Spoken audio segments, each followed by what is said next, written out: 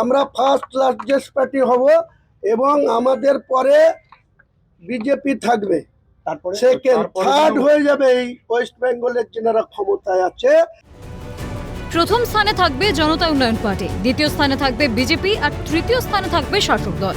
ফের বিস্ফোরক সাসপেন্ডেড তৃণমূল বিধায়ক তথা জনতা উন্নয়ন পার্টির চেয়ারম্যান হুমায়ুন কবির। শনিবার বসিরহাট দরবার শরীফে কংগ্রেস নেতা খোবায়েব আমিনের সঙ্গে একান্ত বৈঠকের পর আসন্ন বিধানসভা নির্বাচনের ফলাফল নিয়ে একেবারে ভবিষ্যৎবাণী করে দিলেন হুমায়ুন। শুধু তাই না, এক প্রকার চ্যালেঞ্জ ছুড়ে দিয়ে তিনি বলেন তৃণমূল 75-এর বেশি আসন পাবে না। তবে কি পরবর্তী মুখ্যমন্ত্রীর মুখ হিসেবে ঘোষণা হুমায়ুন কবিরের? রেজাল্ট 75 ক্রস করতে পারবে না। আপনি আজকের দিনে আমি বলে রাখলাম এই পবিত্র দরবার শরীফে দাঁড়িয়ে।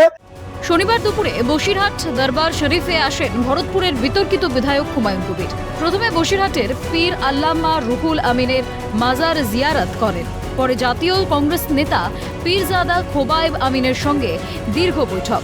পরবর্তীতে সংবাদ মাধ্যমের মুখোমুখি হয়ে হুমায়ুন কবিরের হুঙ্কার, রিজিনগর ও বেলডাঙ্গা আসন্ন নির্বাচনে এই দুই কেন্দ্র থেকেই প্রতিদ্বন্দ্বিতা করবেন। মুখ্যমন্ত্রী মমতা বন্দ্যোপাধ্যায় এবং অভিষেক বন্দ্যোপাধ্যায়ের ক্ষমতা থাকলে দাঁড়াক, দুজনকে যদি 30,000 করে ভোটে হারাতে না পারেন তাহলে রাজনীতি ছেড়ে দেবেন। আপনাদের যদি ক্ষমতা থাকে, সাংগঠনিক শক্তি থাকে, এত যদি হিম্মত থাকে, তাহলে পিসি দাঁড়াক 70 রেজিনগরে আর ভাইপো দাঁড়াক 71 বেলডাঙ্গায়।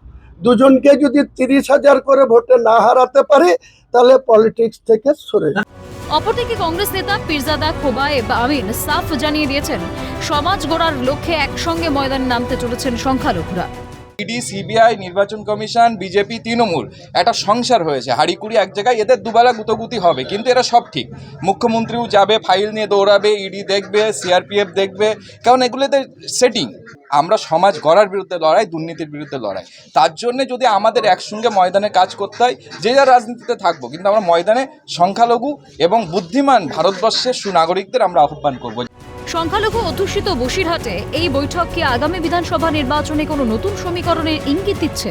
তিনি একেবারে বিজেপি এবং তৃণমূলের সেটিংয়ের রাজনীতির কথা তুলে ধরেছেন। পাশাপাশি এই বৈঠক ঘিরে রীতিমতো রাজনৈতিকভাবে চাঞ্চল্য তৈরি হয়েছে। বসিরহাট থেকে শামীম মোল্লা, ক্যালকাটা নিউজ।